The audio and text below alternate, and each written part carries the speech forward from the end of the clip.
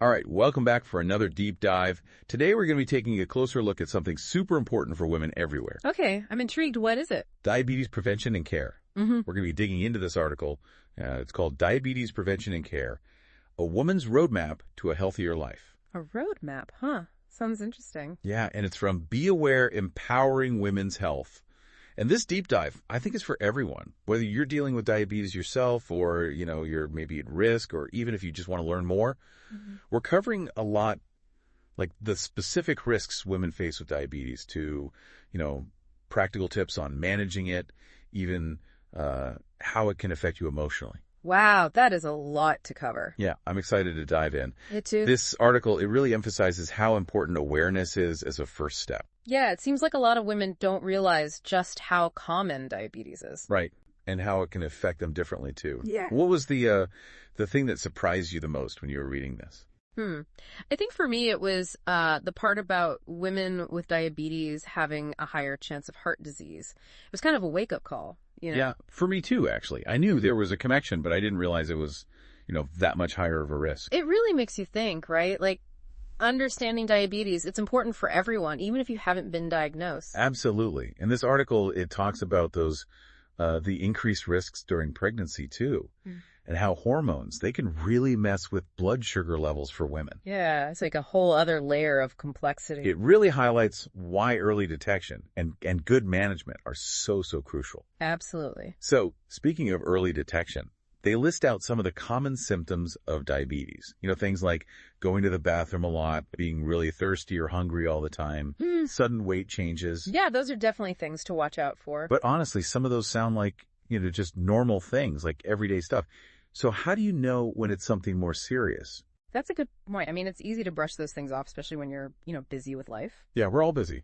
But it's really about how often these things are happening, and if there's like a few of them happening at once, that should be like a red flag. So like if you're feeling tired all the time and you're super thirsty and always running to the bathroom, that's when you should be concerned. Exactly. And, the article also mentions, like, if your cuts and bruises are taking forever to heal, or if you're getting that numbness or tingling in your hands and feet, those can be signs too. Okay, so if you're experiencing a bunch of those things together, it's definitely time to talk to your doctor. Yeah, better safe than sorry, right? For sure. So now let's get to the more practical stuff. Like what can we actually do about this? The article, it talks a lot about making lifestyle changes as a key part of managing diabetes. Right, and it might seem overwhelming at first, like, oh my gosh, I have to change everything. But they break it down into 5 main areas. Yeah, that makes it a little less scary. So what's the first one? Well, healthy eating is a big one. But instead of thinking of it as a diabetes diet, which sounds kind of restrictive, think of it more like, giving your body the fuel it needs to run properly. Okay, I like that. So what does that look like? Well, it means focusing on foods that are high in fiber, lean proteins, and healthy fats. So things like veggies, fruits, chicken breast, avocado. Exactly. And at the same time, you're trying to cut back on processed foods, sugary drinks, and too many carbs. Oh, so like swapping out that soda for a glass of water and choosing grilled chicken over fried. You got it. Small changes can make a big difference. That actually sounds doable. What about exercise? They mention things like walking, yoga, and strength training. Yeah, finding something you enjoy and that you can actually fit into your life, that's key. It doesn't have to be like hours at the gym every day. That's good to hear because I'm not a gym rat. Right. Even just a brisk walk in the park or a yoga class a couple of times a week, that can make a huge difference. I could definitely do that. And what's really cool? Exercise, it actually helps with something called insulin sensitivity. Insulin sensitivity. Remind me what that is again. So insulin, think of it like a key that unlocks your cells to let glucose in. Okay, I'm following. But when you have insulin resistance, those cells are like, I don't really recognize this key. And then the glucose, it can't get in and it builds up in your blood. Oh, I see. So that's not good. Nope. But exercise, it can help make your cells more receptive to insulin, so the glucose can get in easier. So it's not just about burning calories, it's about helping your body use energy better. Exactly. I never thought of it like that. All right, what's the next thing on the list? This one is a biggie, stress management. Oh, I knew it. But seriously, who isn't stressed these days? Right. It's tough, but chronic stress, it can mess with your body in so many ways, including, yeah, your hormones and blood sugar levels. Like a domino effect. So the article, it talks about finding ways to relax, like meditation, deep breathing exercises, even mindfulness, just being more present in the moment.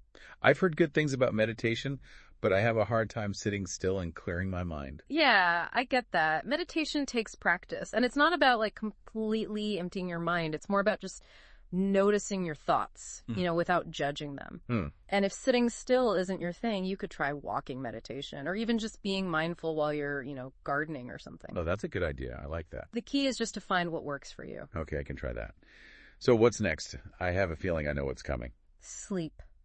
Consistent, good quality sleep. It's essential for, well, everything, really. I knew you were going to say sleep, but honestly, who gets enough sleep these days? Yeah. Between work, family, and trying to have like a tiny bit of a social life, sleep is usually the first thing to go. But it's so important for managing blood sugar. Wait, really? How does that work? Well, when you don't get enough sleep, your body makes more of this stress hormone called cortisol. And that can actually lead to, you guessed it, insulin resistance. It's like a vicious cycle. It is. Plus, when you're tired, you're way more likely to crave those sugary, high-carb foods. Okay, that makes sense. So those 7 to 8 hours of sleep, it's not just about feeling rested, it's about helping our bodies function properly. Exactly. I'm starting to see how all these lifestyle factors are connected, like a puzzle. They really are. So what's the last piece of the puzzle? Regular checkups with your doctor. It's like taking your car in for maintenance to make sure everything's running smoothly. That's a great analogy. So besides the usual physical, what specific screenings should women be aware of when it comes to diabetes? The article, it specifically mentions screenings for your blood glucose levels, cholesterol, and blood pressure. Okay, yeah, those make sense. Yeah, they're important because those routine checks, they can help catch any potential problems early on. Right, when they're easier to deal with. Exactly. It's like catching a small leak before it turns into, a major flood. I like that. Yep. So, okay, we've covered a lot, like understanding the risks and those lifestyle changes. But what happens if those changes, they aren't enough? Well, then it might be time to look at some of those expert-backed treatment solutions. Okay, so what are those? So the article outlines 3 main approaches: medications, personalized care plans, and then, of course, there's all the, amazing advancements in technology these days for managing diabetes. Okay, let's unpack those a bit. Starting with medications. I know there are a lot of different types out there, but how do doctors figure out which one is right for someone? It's definitely not a one-size-fits-all thing. It really depends on the type of diabetes you have, how severe it is, and then, of course, other things like other health conditions and lifestyle choices. Right, makes sense. So, wow, we've covered a lot of ground in this deep dive. We talked about the challenges, the symptoms, all those lifestyle changes, the treatments, even the emotional side of things. It's a lot. What would you say, what's the main takeaway here? What's this whole roadmap all about? Well, I think the article ends on a really hopeful note. It basically says that, yes, living with diabetes, it can be hard, but it doesn't have to define you. Oh, I like that. It's about taking control, not letting diabetes control you. Exactly. It's about focusing on what you can do, not what you can't. So if we had to sum it all up, in one key message for our listeners today, what would it be? I think it would be this: knowledge is power. That's a great message. And remember, everyone, this deep dive, it's just a starting point. Keep learning, talk to your doctors, connect with others. There's a ton of support out there, so don't be afraid to seek it out. Thanks for joining us on this deep dive into women's health and diabetes. We'll see you next time.